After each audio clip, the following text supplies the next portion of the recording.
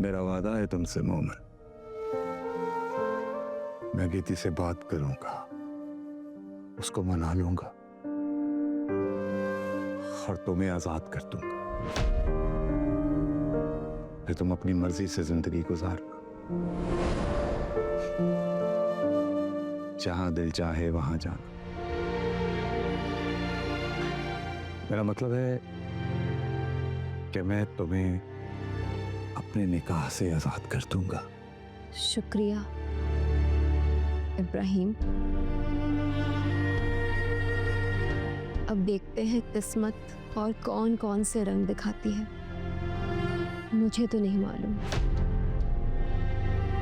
इब्राहिम, मेरी किस्मत में सब कुछ अचानक ही होता है।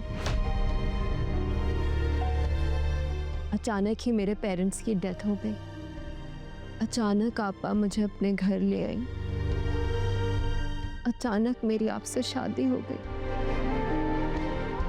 ये इतना सब कुछ अचानक कैसे हो गया मेरे साथ?